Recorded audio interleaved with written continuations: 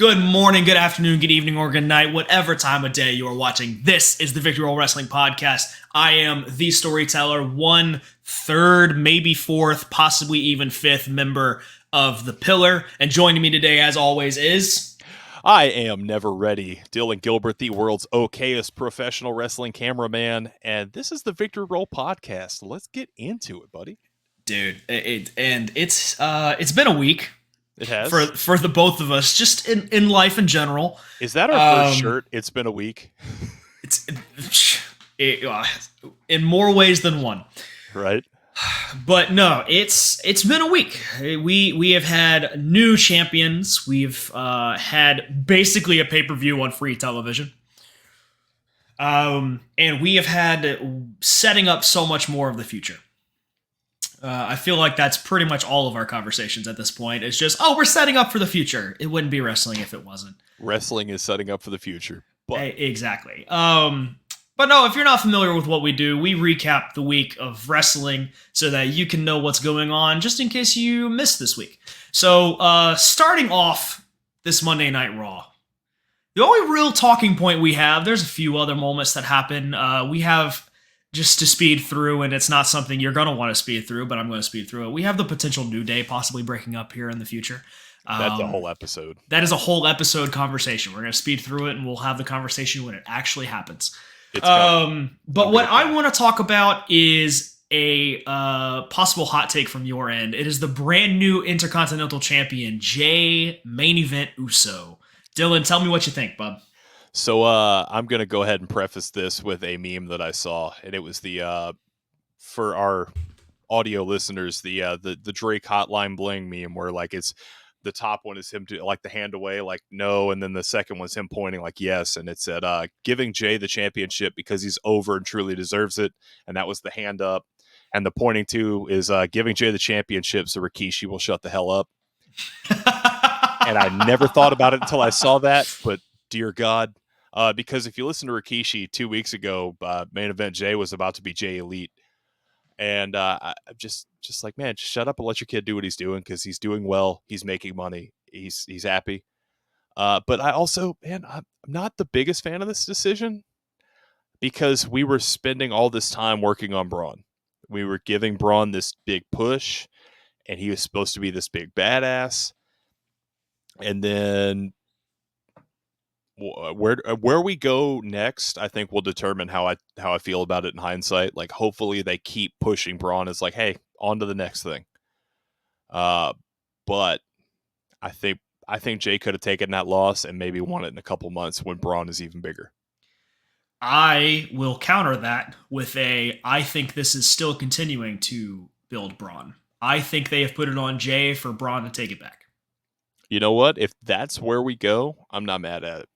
I genuinely think, I don't know if it'll be at Bad Blood, but Breakker gets a rematch as any title holder does. I genuinely think it is going to turn into Braun taking it back.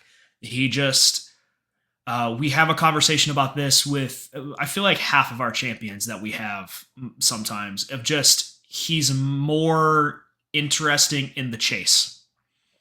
Well, and I think you have an opportunity to take Braun, who's kind of in this like between babyface heel spot right now, and I think you have a chance to maybe make him a conquering babyface, which would be interesting because the crowd's clearly behind him. When he gets that dog bark chant going, like the crowd's behind it.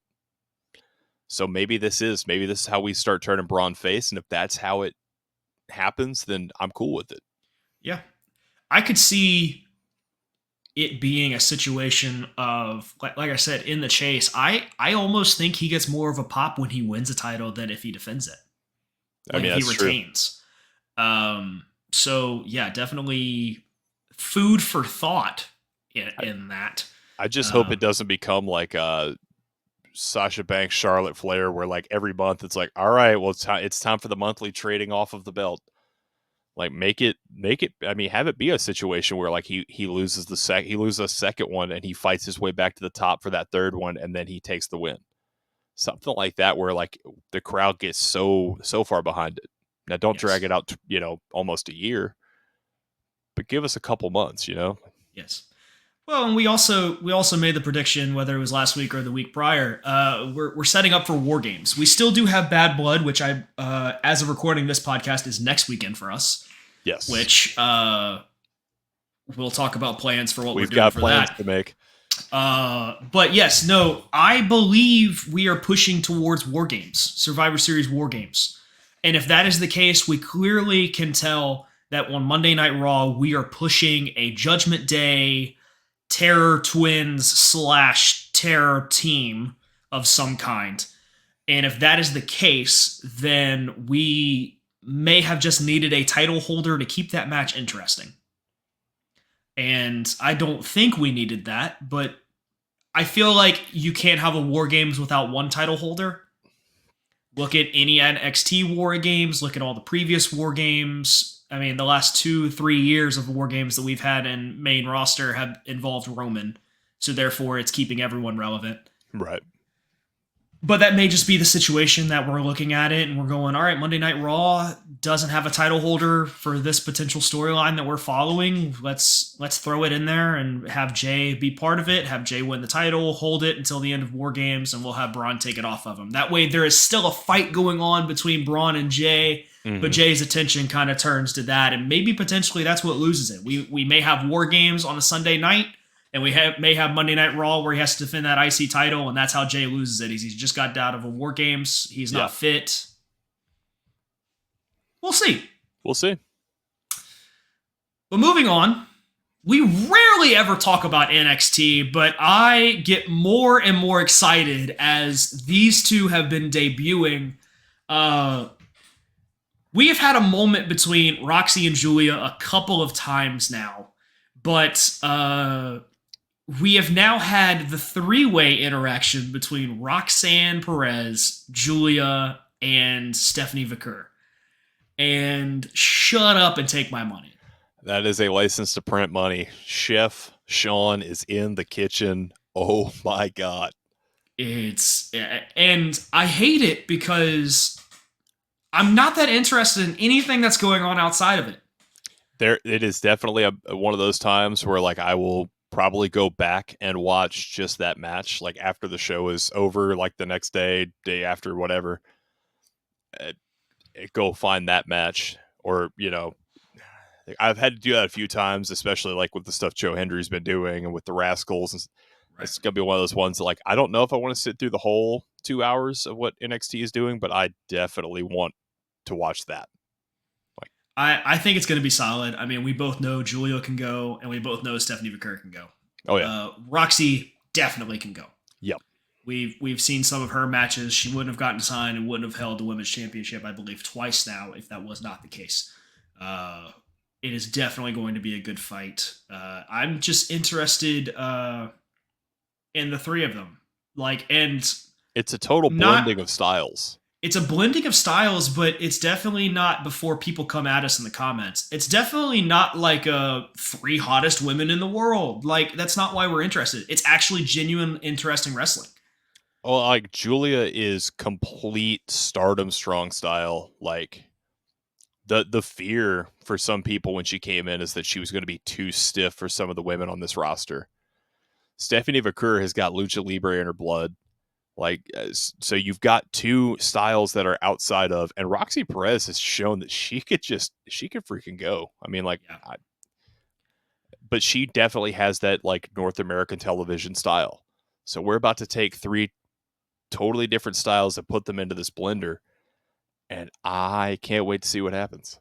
It's going to be a fun time, but not to discount anything that's going on. Ethan Page is definitely an interesting champion right now. Everything that he's doing has, at least the clips that I've seen, been fantastic. Oh, I'm loving him getting his due, man. Like, correct. I wish he was used better in AEW. I'm so glad he's being used well in NXT. And I'm terrified to see what he'll be used like when he hits the main roster. But that's besides the point. NXT has its ups and downs. We say that just about every week, and sometimes we don't talk about it, but it definitely... I hate the fact that we almost wait until there's a debut to be interested in it. But that's how it works sometimes. If you go back and watch the old Black and Gold, like when it was at its peak, there was still segments of episodes where you're like, all right, when's this going Yeah. to end? Yeah. And then You're you really would, just match checking. and then you get like, Neville versus Sami Zayn, or KO doing whatever, like Finn Balor. Like, you had these epic moments. And then you definitely had some matches where it's like, all right, we can go ahead and speed through this Paul Dempsey match any day now. Yeah. Yeah. Not I to name mean, drop or whatever, we but can sit there and talk old school NXT all day long. Maybe that's a separate hot take yeah. episode that we make, is just talking eras of NXT.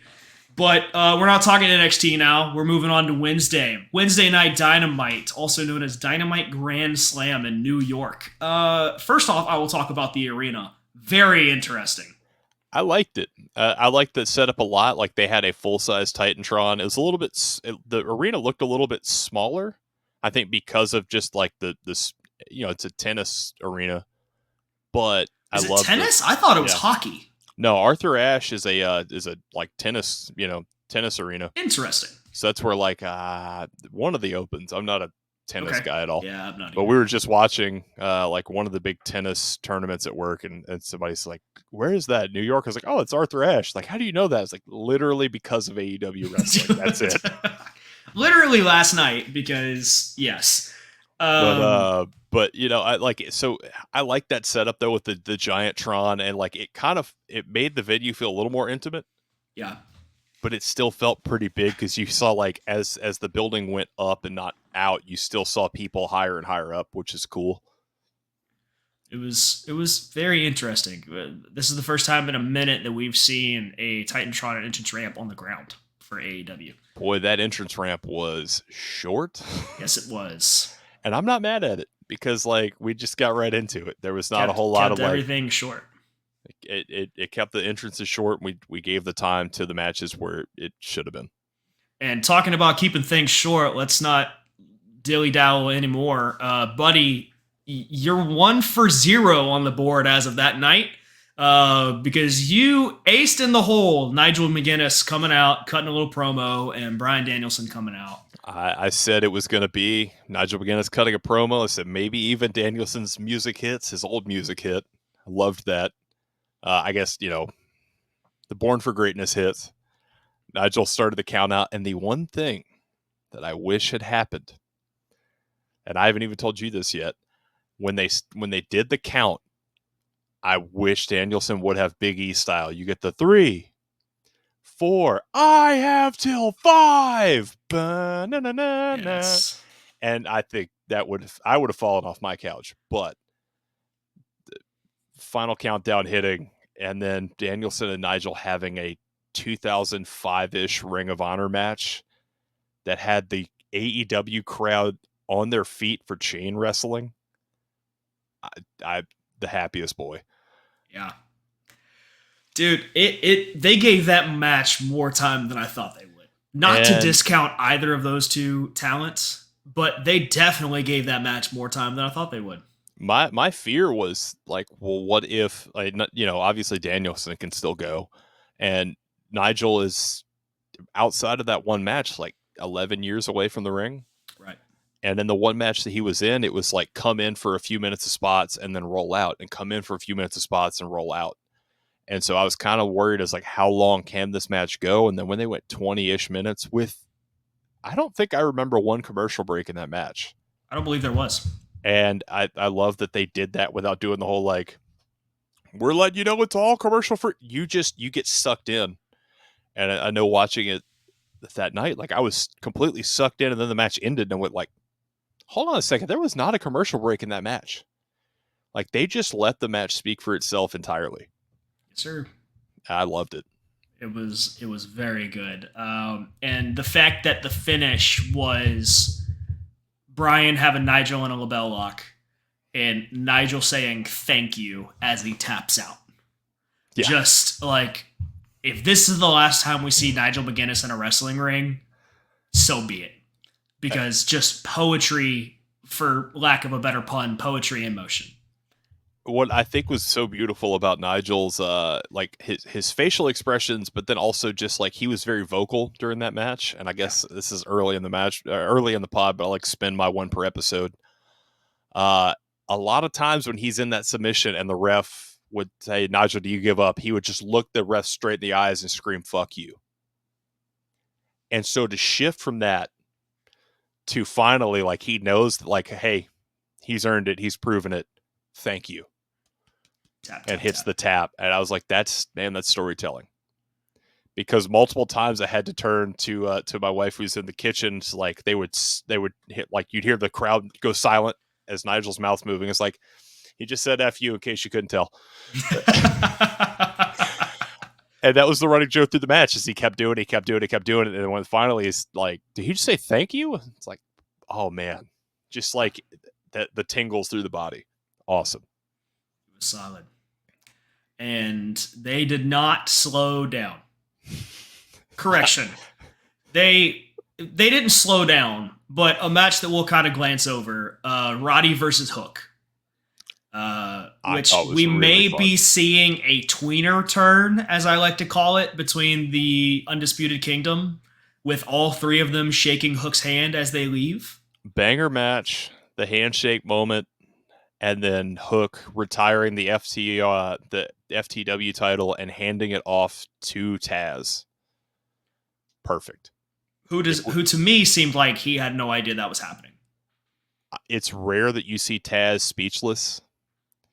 He was speechless, and I love that, like, we've all kind of known. I don't think they've ever explicitly said, like, that's your son, or Hook saying my dad. They have very much let the kind of fans that knew know, like, you guys know, fine. But that moment of, like, I want to hand this off to my dad, and Taz just, like, speechless, tears in his eyes, like, that's the kind of moment wrestling is about, man. That was awesome. Absolutely. And then we'll move on to our next point. Which I believe is Mariah May, is it not? So for all the people that we were worried about offending earlier with that triple threat match, Yeah! we are obviously beyond attracted to Mariah May, but dear God, the work she's putting in that ring. That match with Yuka was so much fun. It was stardom is what that was. It was a stardom match. If you don't know Stardom, go and look them up. Female wrestling promotion in Japan, and my lord, can they work? And we'll talk a little bit more about Joshi and Stardom in the future. It's women's New Japan, dude. They a lot of these women are crisp and hard hitting, and just everything that we love about New Japan. Stardom does that, but it is all women. And that was a Stardom match through and through. Like, they had little Joshi influence. There's some, like, I love Yuka Sakazaki's magical girl splash, because some of the names translate so weird in English, and but like, I like the move, that, like, pop up stalling splash. Mm-hmm. I mean, they beat the hell out of each other. I still will never understand a Northern Lights bomb, even though I love the Northern Lights bomb. I will never understand it because it looks nothing like a Northern Lights suplex. Yes. Typically, you're like, oh man, like a fisherman driver or something, and it's always that hooked one leg. Like, this one has zero resemblance to a Northern Lights suplex, and yet it's a Northern Lights bomb. Yep. Well, it's wrestling. You're not supposed to know the difference. But at the end of that match, we first off, we have Willow Nightingale come out. Which, anytime her theme music plays, I'll get behind it, because that is one of the best entrance music themes, whether it's the clap along or it's the bass line that goes with it. Yes. If it wasn't obvious by my background we're both bass players. So we love a good bass rip in a song. And that has that, like, smooth, like, funky. Absolutely. And yes. I just love that, like, they always cut to her coming down the ramp to the like, nothing matters in like black metal font, and then smile anyway in bubble letters. Yes. But yeah, Willow comes flying down, and I was confused by that one. I was like, I know they've kind of set up, like, Yuka and Willow being friends, but, like, my brain's just going, well, why is it not Mina? Right.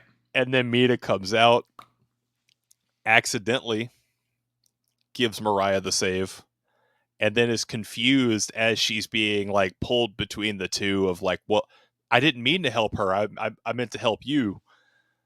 And I think we've got a great reluctant tag team now with Mina and Mariah. And I think that's going to set up their feud wonderfully. I'm so Absolutely. excited.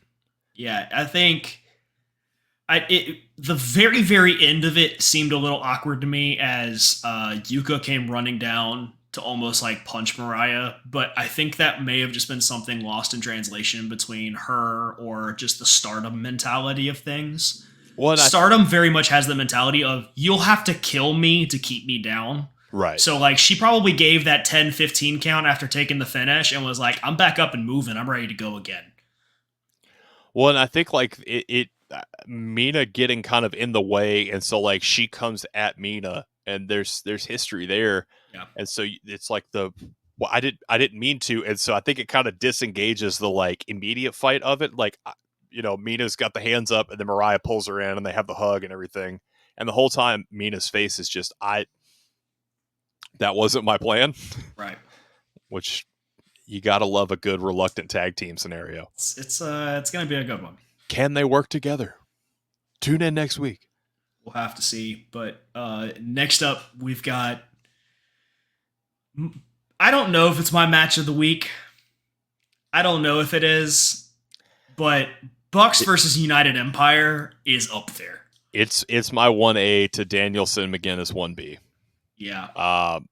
That match was so fun. That's I knew going in, I was like, there's no way they're putting the tag titles on Fletcher and Ospreay. But dear God, put those titles on Aussie Open when Davis inevitably comes back, because you can't have a 2-man empire. No, you can't. And I think I called it a couple of weeks ago, but we have the beginnings of tension between Fletcher and Ospreay. I loved the moment where like it was a very clean match. You had kind of some heeliness from the Bucks here and there, which is perfect. But I think the Bucks were as good as I've seen them in a while. And I think Ospreay and Fletcher are as good as you know they are. And then when Callis gets involved, because I mean, like, these guys are kicking out at 2.99 finishers, tag finishers, Out of finishes, yeah, stolen finishers. When Ospreay and Fletcher hit the Meltzer driver, or I guess they're calling it the TK driver now. Yeah, but when they hit the 450 spike pile driver, I mean, I lost it. It's perfect. And then when Callis has to get his grimy hands involved, and so I think that's where we're going to see the tension. I mean, it worked out perfectly. Fletcher ready to pop a dude with a screwdriver, and Ospreay stopping him. Hey, no, not like this. And then that results in Ospreay eating it. Yeah. Fletcher ducking, rolling a guy up, Matt up. After, what I loved about it was it was very much like a, hey, this is not necessarily the reason why I'm losing. I believe Fletcher got hit, pinned, and then kicked out. He did, but it was one of those things where he kicked out, but you could tell like they were still kind of like he was still looking at Ospreay, and he was selling facially like, what the hell, we had this. Yeah, and then he took the double super kick. They had him up, finisher, like. Oh, that is right. I forgot, because the clip that I saw was the roll up, and I remembered earlier, I believe I was watching it Thursday morning, the clip of him getting rolled up, and I was like, oh, that's the finish, and I swiped out. But then when I watched the match back on Thursday night, I realized it wasn't the finish. So in my head, I still had that was the finish. But yeah, he kicked out and then took the double super kick, BTE trigger or whatever the crap. VP trigger, I think is what they're calling it now. They should be calling it the EVP trigger, but the crowd still chants BTE, and I think they're fine. That's fine. Yeah, it is what it is. They're both valid Leave the options. memories but alone. Anyway, back to conversations. Yes, definitely one of top matches of this week. We are Ospreay and Fletcher marks till the day we die. And you cannot convince me otherwise. I'm a Bucks guy going way back, man. Like, I think that was the match that I wanted to see. That was every bit of what I thought it could be. And it was what we thought it would be. But that didn't bother to stop us for the main event of the night. John freaking Moxley versus Darby Allin in what I found was odd, but I guess you kind of have to build to it in the future. Is a normal match, not a no DQ match, because if they had a no DQ match, they would be dead. The way that normal match looked like a CZW circa like 2012, 2013 match, dear God. Mm-hmm. Darby took those two big boots right out of the gate, and I remember turning to Rachel and being like, his teeth are red already. He took two boots and he's already bleeding out of the mouth. And there's Well, points where so he's got blood coming down his face. Like I definitely think that him and Moxley held zero back and were just beating the bejesus out of each other. I could be on that page too, but I'll peel the curtain back. So if you don't want to listen to this, just skip ahead a minute. Wrestling's totally real, but if it wrestling is real, but skip ahead a minute. And fun fact, wrestling is not. I fully believe Mox slipped a blood pellet in his mouth. Really? So there is a moment where Darby is getting pushed up against that bottom rope, and you see him go to pull his mouth open to wrench on, and he slides across his teeth. And then he puts his mouth on the bottom rope and kicks the bottom rope. And then as soon as he does that, Darby's up and bleeding. So here's where I'm gonna get you. Darby was bleeding before that. I don't think he was. He was, because he took those two boots out of the gate from Moxley, and his teeth already had red on them. And I was like, well, that's odd. And then Moxley puts him down, pops the ropes into his mouth, and he starts bleeding more. Look, if there's anybody in professional wrestling I would believe took a blood capsule, it is not Darby Allin. I agree with that. Darby Allin would bite a hole in his tongue to get blood if he needed to. Yeah. I could see Darby Allin being the guy where it's like, I don't have a blade, and just bite into his hand like a rabid animal. From my memory of it, he was bleeding before the rope. Gotcha. Because I was like, oh, he's already starting to bleed. Like you could see his teeth were red. Yeah. And then he took that and just started bleeding worse. And I think that, but I mean, Moxley mauling Darby is what I saw happening. But I think we all thought that this is the situation where Moxley mauls the bejesus out of him. And then Darby does the Darby. He comes back, he hits a couple coffin drops, 1, 2, 3, and Darby gets his shot. And that is where my 1-0 becomes a 1-1. Super quick. It's been a minute and a half. Welcome back if you skipped forward. Now we're talking about Dylan's predictions. So Darby losing that match, I think, was like it. Very few times in wrestling does stuff genuinely shock me. It's usually if you've watched as analytically as we have, like there's times where like you know a moment's going to happen, you still enjoy the hell out of it. But this is one I was like, everything in me is like Darby's retiring Danielson in Tacoma. It's perfect. And it's like, no. We need to have Blackpool Combat Club explode. And the second the ref hit 3, my immediate was like, that's not what I thought, but I kind of like makes this more. So much more sense. I like this more because Moxley just choked the man half to death with a plastic bag. Like, give them the war that is coming. Give Moxley the comeuppance. And maybe retire him then. Maybe not. So, I mean, that's what we've got to put on the board at this moment in time is what are we putting on the board? Is Brian Danielson. I'm horribly sorry about that. Brian Danielson, is he retiring at Wrestle Dream in October? I was literally up until Wednesday night 100% certain, and now I'm 50-50. Now look, I have to point this moment out. A young Daniel Bryan was let go from WWE for choking Justin Roberts with a tie. Here we are in the year 2024, and Bryan Danielson choked out Jon Moxley with a tie as Justin Roberts is sitting at ringside, snaps a picture, and posts it with the caption, "I know how he feels." folks, I love a good decade later comeback, a decade later callback, and Yes. long-term storytelling does exist. But I think this has definitely got to be that, like, that's got to be one more beast for Danielson to slay, and maybe he does have the rest of this year in him. Maybe he does make it to like an A show, quote unquote, to actually retire. Maybe it's not Wrestle Dream. Maybe he has World's End left in him, and then maybe like in the early stages of the year we get like, kind of like an All Out or a Double or Nothing retirement. Maybe it is Double or Nothing because he showed up in the company at Double or Nothing, and maybe you bookend it. He debuts at Double or Nothing and he retires at Double or Nothing, and just take your time between. I think they did a great job with like. Take a few weeks after All Out, after getting almost murdered in the ring. He had weeks off. He comes in, he puts on that banger with Nigel, and then maybe we don't see him for 3-4 weeks. And I think that's okay, especially where he's at.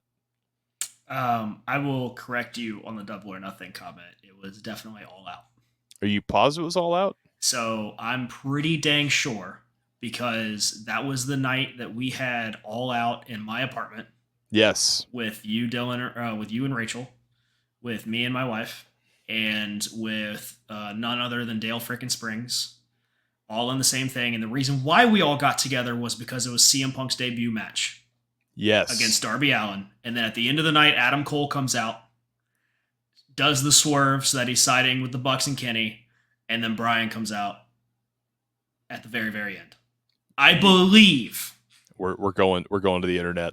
We're Google searching it. But no, I completely agree with you. My only thing is I don't think he'll retire it All Out. I want to make the bet and the prediction that he will retire at AEW Dynasty in the Tokyo Dome against maybe a returned Omega, possibly Okada to pass the torch. That would be something. I don't know. I don't care. Shut up and take my money. They have to get him at least one match in the Dome, because I think that is what all of this has been building to. So maybe so, man. I think that would be it. If he retires in the Dome, that would be so fitting, because he went to Japan to like really make himself, right? And that would be a fitting place to walk away. You are correct. It was All Out. I just looked it up. 2021. Take that, Spencer from Last Match Standing. Uh-oh. We're not calling out this week. We're gonna wait for a professional comment from the posers that think they're podcasters. Hey, look, maybe this goes somewhere. I'm kind of hoping it does. What, the standing around. Part? Oh, yeah, okay. Yeah. I was like, what, the Bryan part? Because it's definitely going to go somewhere. Oh, yeah, that'll definitely go somewhere. But no, we not necessarily speeding through, but we have, once again, we try to keep it at 45 minutes. It's not going to be that. We're just letting you know. But we try to keep it at 45 minutes. We're currently hitting 33. Let's keep it moving. Friday Night SmackDown. The only thing I have a note, because we talked about it last week, Bayley beats Naomi to challenge Nia Jax, probably at Bad Blood, which first time women's title has been defended at in a pay-per-view in a couple of months. So great. Good for them. And that's my official comment. I'm okay with this. I'm okay with this, and I would be even happier if we have Tiffy in the Bank activate. I think that would be a great time for it, and I think the inevitable feud between her and Nia Jax would be great, because they have made so much of a deal of them being such good friends. And as we both know, good friends in professional wrestling make even better rivals. Absolutely. That, and they're really pushing the tension between the two of them right now, so it almost makes sense that she's going to pull the card at Bad Blood. Whether she successfully retains or not, I don't know, but hopefully by this point they've sold enough briefcases, they've sold enough t-shirts, and now it's time for Tiffy time. Imagine the bedazzled belt she could come out with. Like, come on. Bro. Planet's champion style. Don't get me started. Merchandise money. Don't get me started. But yes, and then the other note that we have for SmackDown, we're still setting up War Games. It is becoming more and more and more and more obvious that yes, we care about bad blood, but we are constantly pushing for the big four. Therefore, we are pushing for Survivor Series War Games. If I had to make a prediction right now, we are looking at the Bloodline versus Cody, Kevin, Randy, and Roman. I'm okay with it. I'm okay with it too. You And give me I Kevin think Owens in a War Games, and I'm a happy man. I think what happens is you have one or two options. Roman stays involved, does the match, this, that, and the other, but it kind of cares less. He doesn't get involved or he's not participating in general, and we have a random fourth person. But what I think will end up happening on the side of Cody, Kevin, Randy, and Roman is I think Kevin and Cody kick it off. I think the match between the four of them finally ends the Rhodes Bloodline feud, other than the potential rematch between Cody and Roman, because it's going to happen again. And it's going to be a license to print freaking money. We know. But the Kevin Owens heel turn is coming. Everyone knows it's coming. At the end of whatever match everything broke down in, I believe it was a KO Randy versus Tonga and Loa. Whatever. The Bloodline. Anyway, Cody comes out to make the save with Fatu and Solo. Fatu hits Cody and goes to roll him in which I love a great little turn of events. He rolls him in and takes the ref out. The ref rolls like his ankle underneath Cody as he gets thrown in and turns to Cody and starts yelling at him because he couldn't make the count that KO had started pinning. So Kevin rolls over and starts yelling at Cody like, "How could you? I had him pinned." Da, da, da, da. And then Solo turns around with the spike. The most devastating professional wrestling move in history. The pointy thumb of death. The pointy thumb of death. You've heard of the pointy finger of doom? This is the pointy thumb of death. But that's Friday Night SmackDown. Moving on to Friday Night Rampage. The only comment I have, we don't report on social media posts and dirt sheets and things like that, but something I want to make a comment about because it'll lead to a discussion that will definitely lead us over 45 minutes, but here we are. We had a match between Anna Jay and I believe Rocky Rampage, or it's not Rampage. It's a double R alliteration, not enhancement talent, but she's been on the past couple of Rampages that have been going on. Like even May squared off with her, I think, recently. Not to discount who she is. She's a great talent. She knows what she's doing. I'm drawing a blank also. I'm finding a name. Don't worry. Anna Jay apparently looked phenomenal. I went back and watched clips of the matches, and she looks great. She's always been a great talent. But we had a tweet from Ospreay, which, once again, yes, we are Ospreay marks. Shut up and deal with it. Robin Renegade. There you go. See, I was close. Rocky Rampage, I was close. No, she's solid. I've seen a few of her matches that I've really enjoyed. Yes, she's a very good talent. I just feel like she's being slightly used as enhancement right now, and that sucks. But the comment Ospreay said was, you can tell by this short match that Anna Jay has improved significantly since her small excursion at Stardom. She has gone out to Japan and has wrestled the Joshi style, which with that, your wrestling talent has to be impeccable to even enter that company. New Japan and Stardom. The Japanese prize themselves on being absolutely perfect. And the fact that Anna Jay has gone out there, has learned everything that she's learned, has already been better. So the comment Ospreay made was, her footwork has improved. She has become way more talented than she already was. We need to be sending more talent to Japan. And I could not agree more. I think, there's a reason that when the people come through the dojo system in Japan, they send you on an excursion to anywhere else, whether it's the British scene, whether it's in Mexico to go do lucha, in the States, wherever. They send you somewhere because it's like, this is the style. We want you to internalize that style and now go find a way to mesh that with something entirely different. And I think sending these American style wrestlers to Japan to pick up other elements of that game only makes them better. Sending some of these AEW talent to CMLL to work with these Lucha Libre stars is only going to make them better. The more well-rounded you are in any discipline, the better you are. So why not send some people off to like, hey, go take a couple months. I mean, look at Jack Perry. Jungle Boy was fine. Jack Perry, the scapegoat, coming back after his time with House of Torture is like, I've never seen him this good. I mean, he was not a good heel when he left. He is a great heel since he's been back. I mean, let's take a look at NXT, dude. We Yeah. haven't seen much of them, but Josh Briggs and go figure, now that I'm talking about him, I've already lost his name. He's a part of No Quarter Catch Crew. They were both sent to Noah to wrestle in their N1 Victory tournament, which we talked about the G1 dozens of times. Watch the N1 Victory tournament because that's also fantastic tournament talent. But they both went out there and participated and looked like $1 million every time they stepped out there. And they're NXT talent.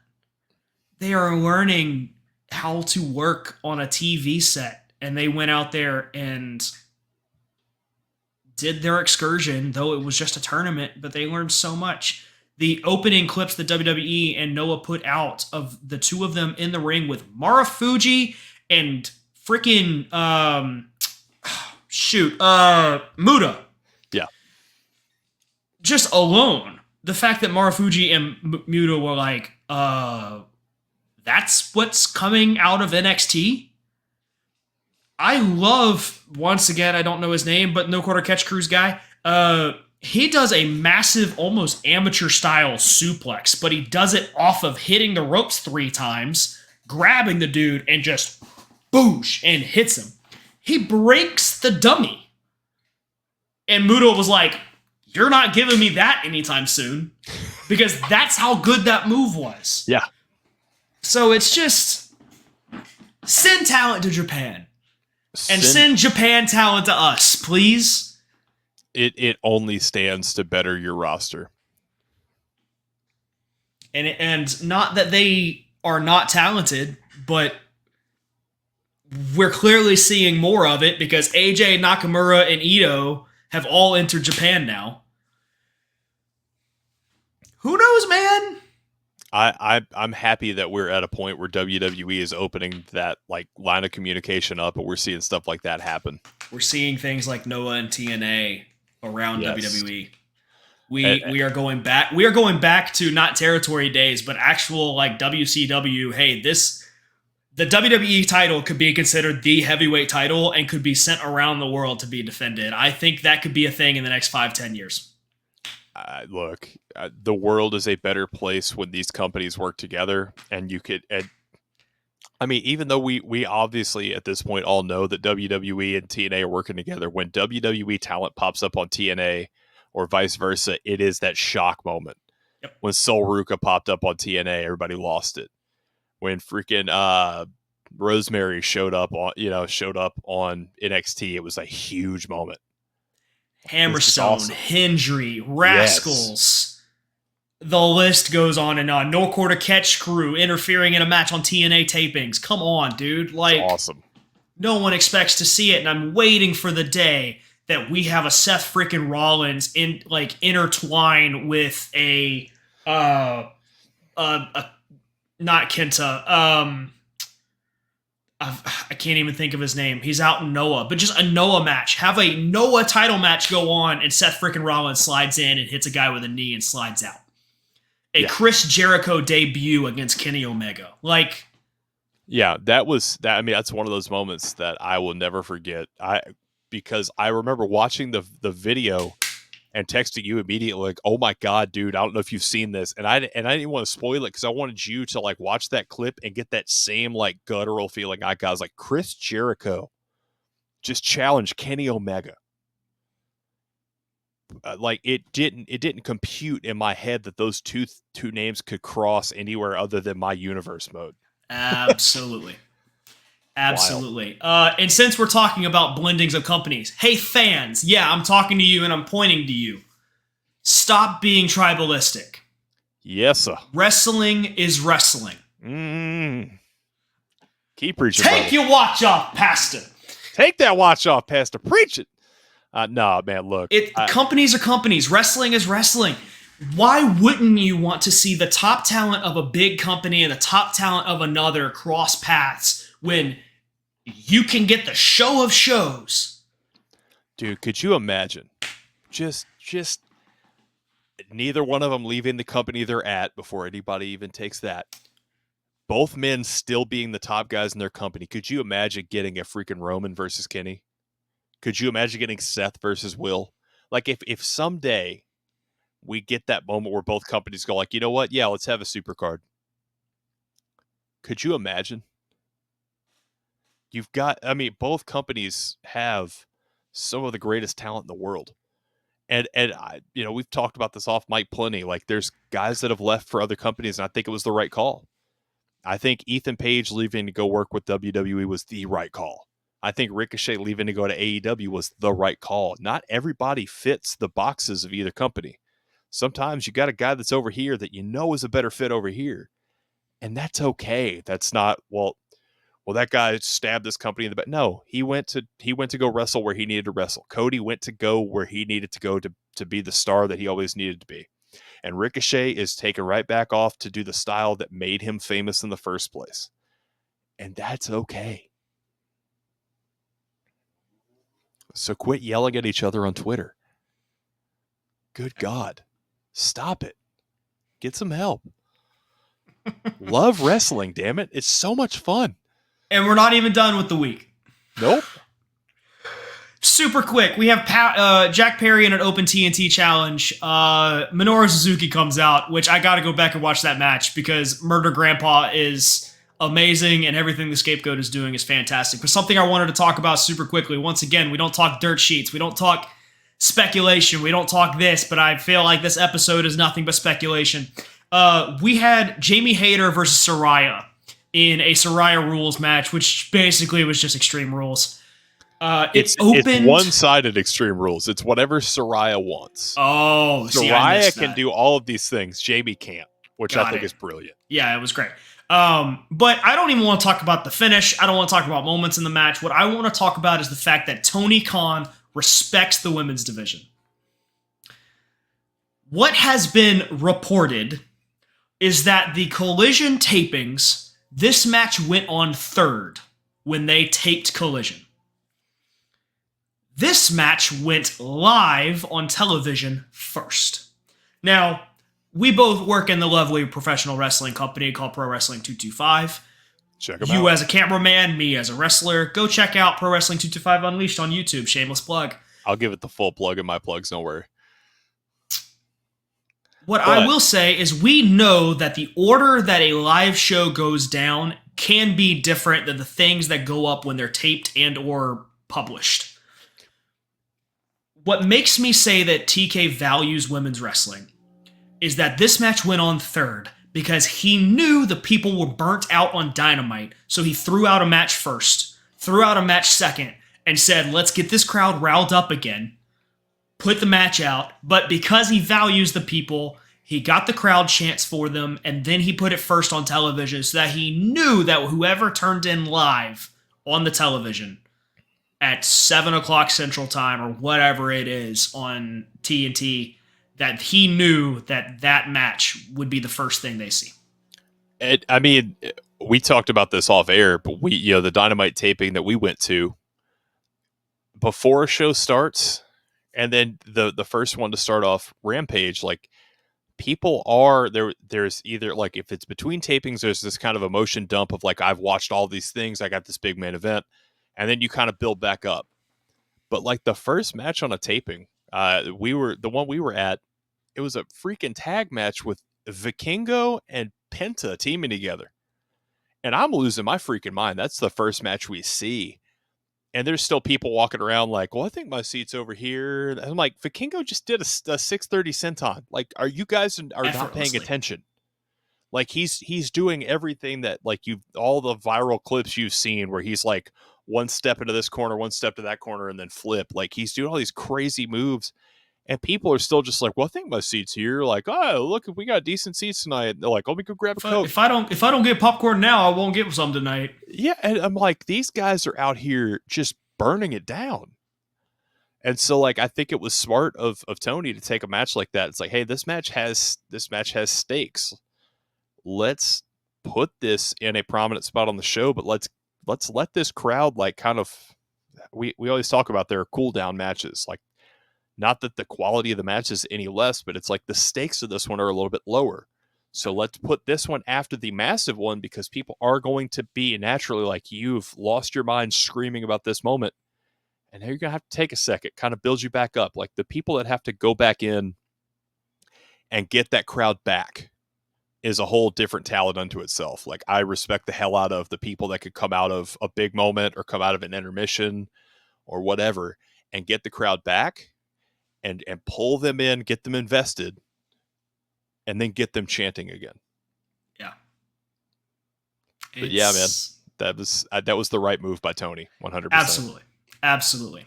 But Dylan, that's the week. And what a week it was.